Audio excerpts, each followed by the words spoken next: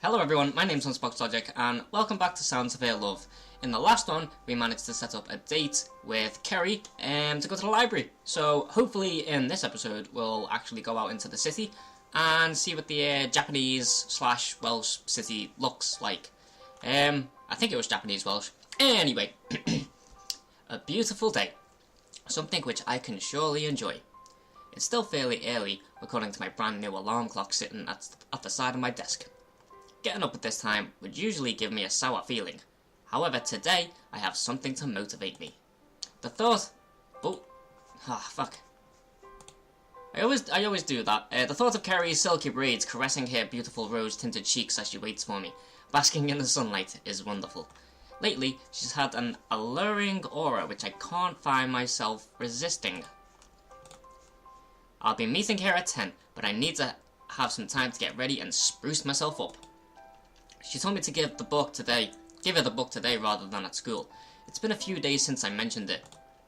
I assumed she would have wanted it as early as possible. Perhaps she just wanted two things to look forward to. No matter the reason behind it, my fingers tighten around it as I stare down at its cover. She may be excited to receive it, but I'm just as excited to give it to her. Well, hey! Footsteps echo out from behind me as the door to my room opens. I turn around to find my mother standing in the doorway. You're up early. Is there something special going on today? Yeah, I'm meeting someone in town. Didn't Dad tell you? No, not that I can remember. If I did, then I didn't pay any attention. You know how he gets. I would have thought she would have been pretty interested to hear the details. Anyway, I've just about finished breakfast. You can tell me more about it then. Oh, and wake your sister up too. I just went in there, but she probably went straight back to sleep. It's a Saturday. What? So can't you just let her sleep in? Most other school kids in Japan would kill to have Saturday mornings free. We're just lucky since we go to a school which follows the curriculum of another country. Alright. I oblige anyway, just to get my mother out of my room. It'll still take me a few minutes to get ready. Even though it's only 8 o'clock, I still want to be set to get straight out of the door to see Ceri as soon as possible. After doing up my shoelaces, I walk out into the hall and give a knock on my sister's bedroom door. Get up! Fine. The sounds of bedsheets being tossed about along with moans of agony and despair creep through the crack beside my feet. She really isn't a morning person. At least she's out of bed now. I head back down towards the end of the corridors and approach the descent to the ground floor. Time to have breakfast, something I rarely do on Saturday.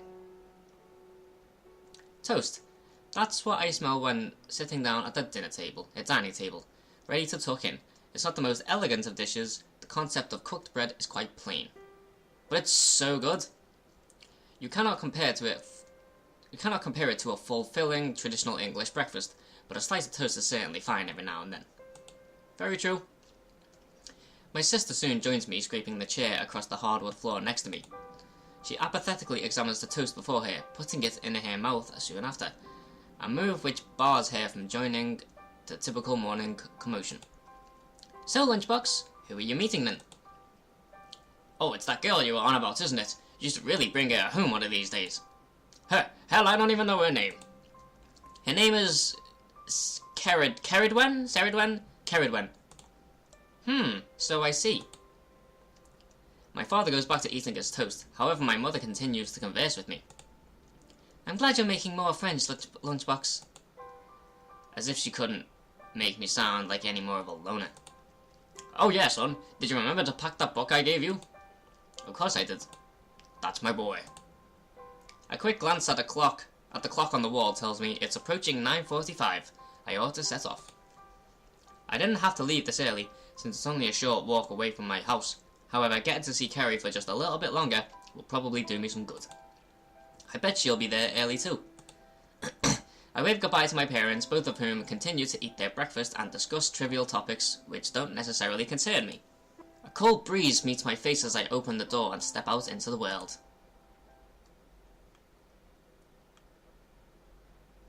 Soon enough, in my sight, I catch Ceri's blonde braids, swaying softly in the wind as she twiddles with her thumbs and waits for me. She hasn't noticed me approaching yet, but she soon will. I don't think I'll be able to cover her eyes and surprise her. As I approach her, something weird is made apparent. She is still wearing her school uniform, even though it's a Saturday. I have to admit, it does look good on her, but I was hoping to see her wearing something casual. Maybe I should ask her about it. She turns her head towards my direction and finally takes notice of me, looking visibly startled, even though I am still nowhere near her yet. My hand glides through the wind as I wave to her, slowly but surely making my way beside her. Hey, Ceri. Hello? How long have you been waiting for? I knew she would arrive before me, but I wouldn't want her to have waited far too long. Oh, not long. That's what everyone says. That's good. She could just be saying that to make me less concerned, but I'll trust her on it. Shall we get going then? Sure thing. Ceri takes the initiative and I give her a truthful response. Yes, I'd love to. Let us go. Ceri blushes at my answer. I really do want to go on this trip with her. Wait, Ceri. I'm not really sure this is a good time to give it to her, but it's agonizing to keep waiting. I really want her to have it. I have something to give you. Pulling the book out of my coat, I present it to Ceri in a similar fashion as when she to me. Maybe not in such a passionate way as she did, but the passion is certainly there within my fingertips. Ceri stands still, taken aback. She curiously peers towards the book, reaching out and tracing it with her tip. The tip of her index finger. She softly brushes mine in the process, going red after the surface of our fingers meet one another. Sorry. You don't have to apologize. She looks up towards me and our eyes meet. Her amber irides shimmer in the morning light. What are irides? I don't know. Which are too soon diverted back towards the book within my within my hands. Jeez, this game is giving me fucking dyslexia. In fact, dyslexia is when you can't spell, not when you can't say stuff right. So what's that when you can't speak right? What's it called? I don't know. Anyway. Can I really have this? Why? Wow! Whoa! Why are we lagging? Why are we lagging so bad? I don't know. Yeah, you can have it. Of course, it's a present. You can keep it. Ceri tightens her fingers around the book, once again brushing her smooth skin against mine. This time, she doesn't apologize. However, she can't help but blush once more as her cheeks bloom like a rose in spring. How did you know I liked this author? Ah, I can't play with this fucking stupid lag. Okay, how did you know I like this author? How did you know I liked this author? Well, they wrote the book you gave me before. It was quite worn, so I assumed you'd read it multiple times. Anyway, let's get going. We wouldn't want to miss the train. You're right. Sorry about that. I don't know what happened then. Like, my fraps just started, like, going insane. It's okay now, though. Yeah, it's perfectly fine. Ceri and I walk towards the train station side by side. In a way, she's acting as my guide, as I still don't know my way around. I can't help but take a few glances at her whenever possible. She herself does the same, peering towards me from time to time. Hot in here. The trip into the city wasn't long, but it sure was enjoyable. Ceri and I didn't converse much, but it wasn't as if either of us was uninterested in the other. Okay, so like, those telephone boxes look very, very London-y. London-y? Sure, let's go with that. An enjoyable silence. Ceri takes me through the city, trying to stay as close to me as she can, despite her taking the lead. It's confusing, sure, but I wouldn't be one to argue against it. We're almost there. Cool. She continues to weave through the urban sprawl as we make our way towards the library she had planned on visiting. The way she walks is quite cute in its own way, as she takes small dainty strides, making light footsteps which tap quietly against the pavement. Finally, she stops and turns towards me, almost making me bump into her. Sorry. She's so apologetic. She looks visibly upset about the ordeal, so I calm her down as always.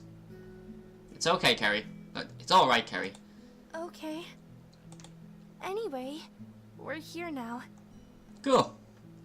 I look to my left to see a modern building with signage designating it as the town's public library. The exterior is fairly clean, so perhaps it is newly built. I preferred the old one. The stonework was pretty.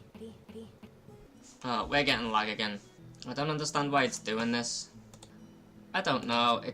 It's gotta be Fraps, but it doesn't normally do this with any other game. So, I don't know. No, this one is good too. Yeah. Ceri gives me her thoughts on the building, confirming my suspicions on the date of construction. It's no surprise, urban areas are always changing. Shall we go inside? Sure. Cool. Let's have a look at You this. should have brought your uniform. They give discounts to students. Ah, ha, ha! That's why. That's why she's wearing it. Certainly it'd be simpler for her to say she is a student anyway. Though pretending to be a regular high schooler on the Japanese curriculum works too, even though she looks far from it. I wasn't planning on buying any books anyway, even if I wanted one. I'd take it out on a lease anyway. Please observe silence at all times. You know, it's a very clean library. Very tidy as well. As a pair, we make our way inside the building. We are greeted to the warmth of the heating, alongside the traditional smell of books you'd expect in a library. I just want to look around. I probably won't get anything. I have the one you gave me after all. Yeah, you do. Ceri's cheeks glow a bright shade of crimson as she states the fact to me. Maybe the actual fact of the matter is that she wasn't just planning on going to the library and she just wanted to invite me out? Well, it's a possibility. I want to do more with her, but just coming here is enough. Seeing her cute demeanor on the weekend is a treat in and of itself. The two of us stroll through the library together, with Ceri taking me between the bookshelves as she scans for anything that might pique her interest. I can't help but watch her eyes dart from shelf to shelf as she looks keenly at the covers of each book. She finally reaches out towards something and gracefully claps the book within her grip. Found something? It's a book about gardening.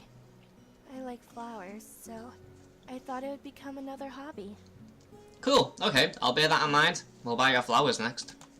Or a book about flowers, or gardening, either one. How many hobbies does this girl have? We could get going now if you'd like. I can't find any books that would top the one you gave me. Oh yeah, give her the best one. Fuck the library, you don't need the library. Ceri shoots me a smile, one which pierces my heart. She guides me towards the digital checkout in which she swipes the book and places it within a bag. It's strange to think that even libraries would have self-service nowadays. The world sure is changing. Shall we go then? Yes, let's. Side by side, Ceri and I walk out of the library. See, now here's the thing. She asked me to go to the library with her, and we've spent about like 5 minutes in this library. So the question is, what's going to happen once we get outside? Both the books in her bag cause it to sway as she takes step after step. We come to find ourselves outside of the library, since neither one of us had really planned on doing anything afterwards. My horoscope said today would be a good day. Oh? Your horoscope? For some reason, Ceri brings up her horoscope. Not that I mind, but it's pretty abstract. But it's a pretty abstract topic to bring up out of the blue. For some reason... Oh, I need to click. Well, was it? It was. Ah, cute. Ceri eagerly exclaims the fact, causing herself to blush. Alongside her, I also go red. I would never have thought that I could have brought so much satisfaction to someone. Well, hey. Alright, next. When is your birthday anyway, Ceri? I ask her simply because I want to know more about her. If I don't know her birthday, how am I supposed to get her a present? My birthday? September 3rd. I'm a Virgo. Okay. So her birthday wasn't even that long ago, wasn't it? Why? What day is it today? Happy belated birthday? Thank you. When's yours? July the 30th. She wants to know my birthday as well. I may as well tell her. Oh wow! I actually get to type it in. Okay, so like the 30th of July? Or do I put 30th July? Of X. 30th of July? There we go. My birthday is on the 30th of July. Oh, I'll add it to the calendar on my phone. Yeah, you best lad. Speaking of phones, I really need a contact picture for Ceri. Well, I just want a photo of her, but still. Yeah. What kind of photos though? Ceri, can I take a photo of you for your contact picture? What? Oh, she didn't like that. Oh, Ceri looks shocked at my statement and moves herself back slightly, but it doesn't stop me from bringing my phone up and taking the shot. Her expression in the photo isn't a happy one, but she still looks pretty cute. I'll keep it. I don't like having my photo taken. Oh, I fucked up. Come on, you look good in it. Turning my phone screen to face Ceri, I show her the photo. She still doesn't look particularly happy about it, but I don't think she's angry. Alright. I'll let you keep it. Only because your boobs look massive. But only because it's you. Oh. Yes! Winner, winner, chicken dinner. His statement takes me aback. Ceri herself seems pretty composed about it. Albeit, blushing slightly. I don't know what that word is. Anyway, is there anything else you'd like to do? Here's the big one, guys. Anything else? I'm not sure. She says with a smirk on her face. Have you got any ideas? Oh, I've got ideas. Well, I asked her since I couldn't really come up with anything myself. Though, with a bit of thought, it shouldn't be that hard to find something to do. we can have a look around town or go home. Let's have a look around town. We've only spent, like, you know, a couple of minutes with this girl. How about we have a look around town for a bit? I wouldn't want to go home early. Ceri nods her head in agreement, making her reddened cheeks more noticeable. Me neither. I just heard someone come up my path, and I always find it really weird, because my window's open, and I can talk pretty loudly, and like, I don't know, I get the feeling that like the people outside can hear me, so when they hear me, they're probably hearing me talk to myself and thinking, what the hell is that guy doing? Especially like if they don't even know me, do you know what I mean? If it's like a complete stranger or something, and like it's a postman or something, and they don't have a clue at like that I do this sort of stuff, so they're probably just like, why is this guy talking to himself? And everyone else in the street can hear, but am I bothered? No, I'm not bothered. Sorry about that. I just got really confused because I heard my gate, but yeah. Me neither, okay. We walk together, heading away from the library without a sense of direction. We'll end up somewhere. Both of us just want to spend more time with each other. Ceri's braids rest over her shoulders, brushing against their body as each luxuriant strand gleams in the sunlight. It is a nice sight, but I do wonder what she would look like with her hair down. Time flows forward as Ceri and I wander around the town together at a temperate pace. Ooh, pardon me. Ooh, pardon me. We look within the windows of stores and occasionally make comments on what we see. Window shopping, that is called. Ceri slows to a halt as we stroll by another store. This is the first store that has gotten her this mesmerised, so I turn to face the store as well. A music store? Ceri stares at the building as if enchanted by its aura. That's me. That's me. By the looks of it, it's been here quite a while. It has a traditional sign and printed glass which has worn over the years. Sorry to just stop it there, but this music is very pleasant. I like it, it's very relaxing. I hope I can get the soundtrack to this. I mean, it'd be relaxing to sleep to and stuff like that, so, yeah. Sorry. Beyond the glass, though, is the thing I can only assume Ceri is fascinated by. She takes steps towards the window, closing herself in on it. It's gonna be a harp, isn't it? Her palms meet the glass as she touches the window, almost in awe. Yes! Behind us sits a large gold-trim harp. The polish on the wood mirrors Ceri's... The polish on the wood mirrors... What? Oh, the polish on the wood mirrors Ceri's enthralled face as it stands before us grandiosely,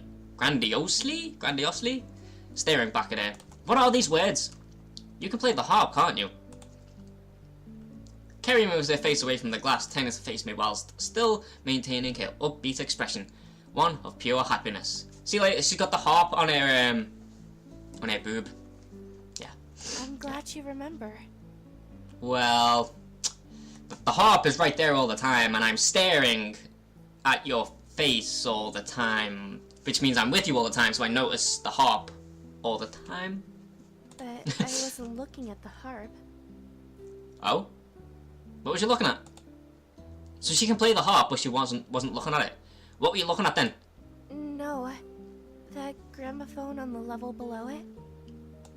Gramophone? I've never seen one before. Oh, the big... yeah. Okay. To think that she was this enthralled by a piece of outdated technology when there is the best looking harp I've ever seen sitting right before her. I'm not going to blame her for it though. The harp I own. It's much grander than that one. Oh, so's about you. How rich is this girl? Surely you need money to get into our school, but a harp like that is bound to cost thousands. Ceri and I turn around with her, seemingly satisfied with the amount of gramophone exposure she has received. A brief glance at my watch tells me it's getting pretty late. Home time. Despite wanting to stay with my Ceri, despite wanting to stay with Ceri for longer, I wouldn't want to worry my parents either. If my dad calls me, he might ask to speak to her if he can tell she's there. Ceri, it's getting pretty late. Shall we head home? Okay. She didn't seem too upset, so yeah. With that, the two of us walk together towards the same station we arrived at. Ceri seems as happy as I am about this trip, with her lips still curled softly into a smile as the setting sun shines upon her. Do we get a kiss? Do we get a kiss? Do we get a kiss? Do we get a kiss? Kissing moment. Kissing moment! It's just a perfect scenario. Kiss her! The sky... Are my windows still open? These people must think I'm insane. The sky is noticeably darker than before as we walk through the street where we first met. Today certainly was enjoyable, both of us finding satisfaction just by being with each other. Ceri looks at me with a blush. My guess is that she's probably going to ask me something. Would you like to come to my house for dinner? Wow. Wow. She's inviting me to her house? That's a pretty bold thing to ask, even for Ceri? Wow. Technically, we did just go on a date, but in reality, it was more of a trip to the library as friends. This, though, I don't know what to say. Ceri probably doesn't realise its forwardness herself. That, or I am overcomplicating it. Is having dinner at her house really such an abstract concept to me? Maybe going with her on this trip has given me a few thoughts I didn't have before. Either way, I can't just go over there without asking my parents first. Pulling out my phone, I give Ceri my answer. Sure, let me just tell my parents where I'll be. Oh, we're going there now! I thought you meant like tomorrow or the day after or something. Ceri gives me a nod as I wait for someone to pick up on the other end of the line. My house isn't even that far from here, so I could have just walked in and told them. Though this is easier. This though is easier, despite it costing money. No photo for the sister. Unexpectedly, my sister answers in the place of my mother or father. Sis, where's Mum and Dad? They've gone out to dinner. They never told me anything about that. Well, will you be fine on your own? I'll be off for a bit too. Yeah, I'll get to play my music extra loud. Just don't disturb the neighbours. Don't worry, I won't. I'll tell Mum and Dad that you've gone somewhere with a girl, okay? She ends her sentence with a laugh, even though I really am going somewhere with a girl. Alright, whatever. I'll see you later. Sure. She hangs up before I can, leaving me holding my phone next to my ear, leaving to the silence. The warmth of my pocket greets my hand as I put it away, turning to face Ceri, who is still observing me intently. Shall we go then? Sure. I'll lead the way. Oh, we're going to her house, and it's getting pretty late. Whoa, nice house. The cool late evening air brushes my bemused face. Ceri and I idle outside her house, a rather plain and generic building. The thoughts of her living in an elaborate mansion dissipate from my mind. This building is nothing short of a nice house. I just expected that it would be fancier. Should we go inside? Yes. Ceri calls out to me from my side, giving the signal as she's ready to go in. She's composed, a contrast with her prior shyness, though the bloom of red on her cheeks is still all too apparent. It's a thing that will always suit her. Certainly. Our shoes meet the ground in unison, her taking a step forward into a place she's accustomed to. Me, however, walking into a new experience. Something cherishable. Here's where she lives alone. No parents, just alone. That'd be quite a convenient setup. I've been to people's houses plenty of times, just not any girls. Standing before the door, a thought flutters into my head while Ceri's fingers wrap around its silver handle. The parents. Coming here, I'm bound to meet her family, aren't I? Did she even tell them that she planned on inviting me over? If so, I would have done it a lot more to make myself look more impressionable. Caressing the handle lightly, Ceri twists her key delicately and pulls it down. The warmth from the inside soon meets us, bit by bit, as the door opens. Ceri, taking the first step though, escorting me in. Well, we're here. Awesome! Now show me the bedroom. Ceri's smile is one of many treats I've been given today. She plays with her hair, eyes directed towards me, anticipating our response. Now that we're under the brighter light, I can see her face much more clearly. I still can't get enough of it, despite being lost for words. One thing does make it out of my mouth. You look pretty cute. Oh! ... Ceri is instantly taken aback, looking as if she's trying as hard as she can to muster up a response. Mr. Airwood, thank you, I made her myself. It's her parents. A suited man appears out of the blue, startling me slightly. It's natural, of course, him appearing, that is. Getting caught off guard like that isn't a virtue. This must be Ceri's father. The man himself, a foreigner like Ceri, carries a thick accent that differs from hers. They're Welsh, but Ceri seems to be a lot more understandable. At least, when she does speak, the majority of time her sentences are broken into pieces as she stumbles around her words. A hindrance, but a fairly cute one at that. Her father's voice, however, is grittier and gravelly. It's not as stereotypical as the accent is portrayed as, by far. By hearing him speak Japanese would probably mortify me. Luckily enough, we're all used to speaking English. You must be that friend. You must be that friend Ceri had told me about. She was really keen on having you over. Ceri blushes at her father's statement. It's not like Ceri to bring me here on a whim, so I wasn't wrong in guessing that she had planned this evening in advance. Boom! Got it. Yes, it's nice to meet you, Mr. Airwood.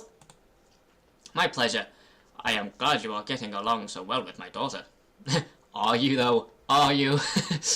It's understandable that he is. After what Ceri had told me, she had never made any friends during his stay at our school. Being a parent and seeing that would leave anyone concerned, though the opposite is true as well. Knowing your daughter's first true friend there is a guy has probably left him having a couple of questions. Even though he seems fairly friendly, I wouldn't blame him if he had any suspicions. One thing that is quite odd is the absence of Ceri's mother. Not that she couldn't be in work, it's just that Ceri hadn't brought her up. She never talked about much of her father either. It's a nice thing to meet her family. In a way, I am learning more about Ceri herself than anything. Her experiences and those close to her. I guess her family is all she has when outside of school, at least until I came along. I feel inclined about asking where her mother is. It's weird, but my mind can't help ruminate over her. Ruminate? I don't know. Ceri herself must have had an attractive mother to turn out the way she is, though I wouldn't tell her that. I'm not an expert in genetics either. Well, I can't help it, she's a really interesting person. A nice one too. Ceri reddens at my statement. At this point, anything I could say about her would make her blush. Not only because of her timidness, there's nothing negative to say either. I'm glad you think so. I'll go ahead and set the table. Make yourself feel at home. Though, don't make it your home. I'd expect you to pay rent otherwise. His joke is lost on me, but I still draw a smile on my face as to act polite and feign a response. Ceri herself seemed pretty amused by the joke, covering her mouth to seal her faint but girlish giggles. I guess dad jokes are only effective when they're actually coming from your father. Mine acts like one big joke himself half the time. Mr. Airwood leaves the pair of us standing by the doorway, giving me the chance moment to converse with Ceri in private. I wanted to ask about her mother, though whether I should is a questionable act in itself. Let's ask. I'll ask. It's something I'd like to know. Leaving it unanswered will just make me more inquisitive as the night goes on. It might not be polite, but it's a surefire way to get an answer. Ceri, where's your mother? Is she still at work? Ceri stalls her answer, looking at me disdainfully before turning her head wow, something happened then. Looking at me disdainfully before turning her head aside. A sharp contrast with what I am normally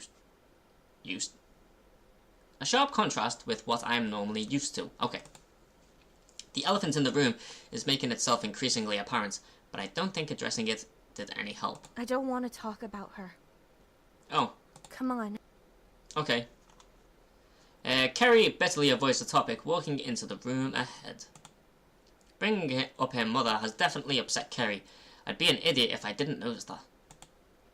The gritty harshness between Ceri's typical sheepish personality and the rough defensive Ceri I just saw. Nothing can clear the thought from my mind. Certainly what I did was wrong, but standing here dawning on it won't do me any better. All I can do is hope that Ceri will have forgiven me while I step forward into the dining room to join the Airwoods in their evening meal. Well, I was just curious, and it's better to just like get it out straight out there instead of like, you know, beating around the bush as people call it. Whew, okay, before dinner time, or whatever it is, I'm gonna save, yes. Okay, so before we advance any further in this game, I'm gonna leave this video here. Thank you guys for watching this video, I hope you've enjoyed it. This has been more of a fun episode than the last one. It seemed like a lot more stuff happened in this one than the last video that I've done. So I don't know what to expect from this game. Like, either we'll end up going out with her and winning her heart and her father's heart over. I don't want to win her father over, but obviously, like, you know, she only lives with her father, so he's going to be a bit more, I'd imagine, protective over his one and only daughter, I'm assuming. But the way he's speaking to the character, you know, it seems alright. So he seems like an alright guy. And obviously, like, he knows exactly what Ceri's like, you know, shy and timid and stuff like that. So, yeah, I'm sure he understands me, and I'm gonna eventually come to understand him. But, yeah, thank you guys for watching this video. I hope you've enjoyed it. Look forward to more Sounds of Her Love. I'm really excited to finish the series. But yeah, don't forget to leave this video a like if you enjoyed it, and I will see you in the next one. Bye-bye.